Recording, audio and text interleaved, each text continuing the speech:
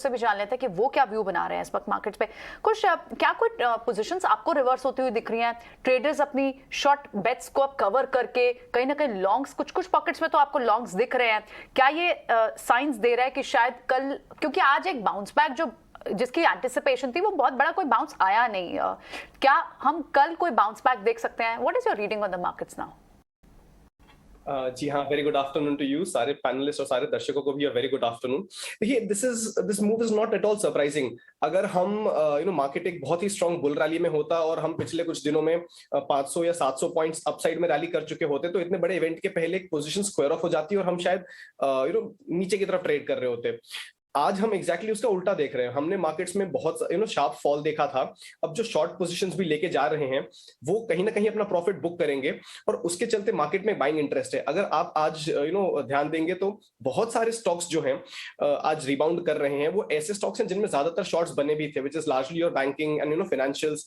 इनमें काफी सारे शॉर्ट्स बने भी थे, तो ये वही स्टॉक्स हैं जो रिबाउंड कर रहे हैं। So this is largely traders keeping their positions light. अगर हम इंडेक्स देखें तो एग्जैक्टली वही चीज रिफ्लेक्ट हो रही है। It's not gone anywhere, it's not taken a direction, बहुत ही सीमित दायरे में ट्रेड कर रहा है। सो लार्जली एक इवेंट के पहले का पोजीशंस लाइट करने वाला ट्रेड है। And because we were so short, positions cover हो रहा है, शॉर्ट कवरिंग हो रही है और उसकी वजह से मार्केट जरा सा सपोर्ट ले रहा है। जो डिसाइसिव रैली आनी है ये कल के जो आज शाम को आउटकम आना है उसके बाद कल से एक मूवमेंट शुरू होगा, तब हम एक डायरेक्शनल कॉल ले पाएंगे।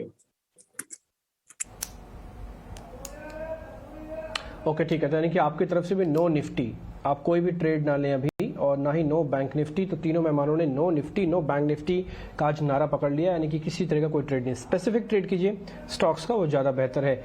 कुणाल बोथरा भी इस बीच हमारे साथ जुड़ चुके हैं। कुणाल, आपका व्यू पॉइंट भी यही है कि कल के इवेंट को निकल जाने दें, क्योंकि मार्केट तो बहुत टाइट रेंज में है। आप 15,800 की कॉल और 15,800 की पुट दोनों ही पैसे दे रहे हैं। एक ही टेबल पे बैठे होंगे ना, मंदड़ी और तेजड़िए, दोनों ही लॉस खा रहे हैं। एक दूसरे से पूछ रहे होंगे, अच्छा आपका फायदा हुआ, आपका फायदा हुआ? दोनों बोलेंगे भाई साहब मेरा फायदा नहीं हुआ, हम तो दोनों ही घाटे में। आप जरा बताइए सर, क्या करना है? जी हाँ, दिग्विजय, आपने काफी अच्छी तरह से पुट अप किया है इसको। और ये जनरली होता है, जो इम्पोर्टेंट इंडिकेटर हम इवेंट के पहले देखते हैं वो होती है वॉलिटिलिटी या विक्स। तो कल और आज के अगर हम विक्स का इन 2 दिन का ट्रेंड भी देखें तो कल भी विक्स ने इतना ज्यादा उछाल नहीं दिया था, हालांकि 22 के आसपास ट्रेड कर रहा था। आज भी आई थिंक विक्स जो है वो 22 के नीचे ट्रेड कर रहा है। तो कहीं ना कहीं मार्केट शायद ये वॉलिटिलिटी को एब्जॉर्ब करने की कोशिश कर रहा है। तो उस लिहाज से हम देख रहे हैं कि जो मूवमेंट्स हैं इंडाइसेस के वो भी काफी रिस्ट्रिक्टेड हो चुके हैं। हालांकि हम पॉजिटिव साइड पे अगर हम देखें तो कह सकते हैं कि 15,700 के लेवल को निफ्टी ऑलमोस्ट होल्ड कर रहा है। बट जब दूसरे साइड सिक्के का दूसरे पहलू देखें तब हम देखेंगे even in the last 3 days जब मार्केट कंसोलिडेट कर रहा है 15,700 पे, हमने पुराने हाई को तोड़ा नहीं है। तो 3 दिन पहले जब हाई बनाया था निफ्टी ने वो करीबन था 15,888 का था। कल जो हाई बनाया था निफ्टी ने 15,858 का था और आज का जो हाई निफ्टी का 15,780 का है। तो ये इंडिकेट कर रहा है कि मार्केट कंसोलिडेट कर रहा है बट लोअर हाईज के पैटर्न बन रहे हैं। तो वेट करना चाहिए इवेंट के लिए। इवेंट पैन आउट हो जाने के बाद में आई थिंक डायरेक्शन और ट्रेंड काफी क्लियर हो जाएगा। ओके, ठीक है। कुणाल जी, आपके कोई ट्रेड है क्या, कोई कॉल है, क्लोजिंग कॉल्स? तो मैं इंडिविजुअल स्टॉक्स पे बेट लूंगा। पहला स्टॉक जो मैं रेकमेंड करूंगा, जो मैंने मॉर्निंग में भी दिया था, कोरोमंडल फर्टिलाइजर, मेरे अनुमान से बहुत अच्छा चार्ट बन रहा है। Stock inverted head and shoulder pattern complete कर चुका है। 985 का टारगेट रख सकते हैं कोरोमंडल फर्टिलाइजर पे। स्टॉप लॉस रख सकते हैं 935 का। और सेकंड स्टॉक मुझे लग रहा है कि काफी अच्छा दमदार परफॉर्मेंस आज भी दे रहा है, वो अशोक लेलैंड।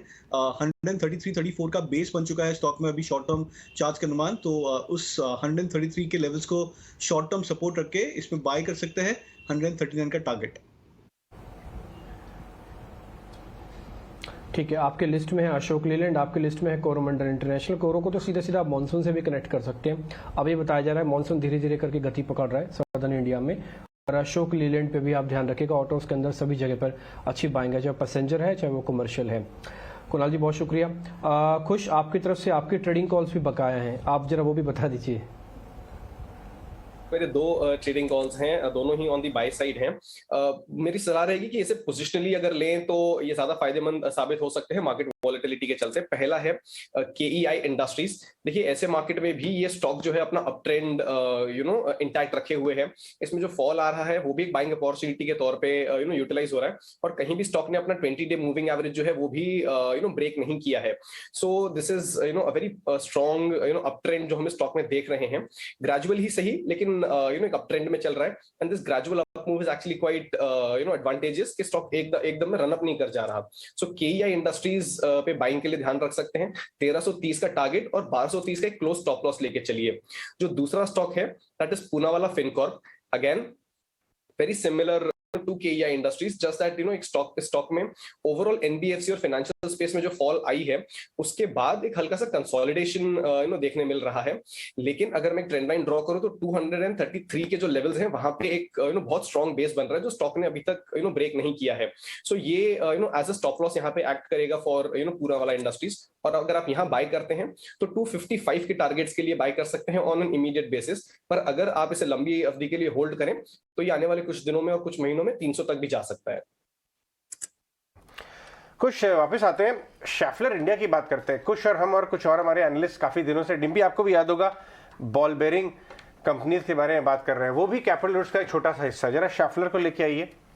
पोजिशनली ये शैफलर हो गया आपका, L&T डेज हाई पे है। L&T कैपिटल गुड इंडेक्स का बड़ा हाथ है उसके अंदर। शैफलर आज डेज हाई पे है। L&T को लेके आइए जरा डॉक्टर साहब।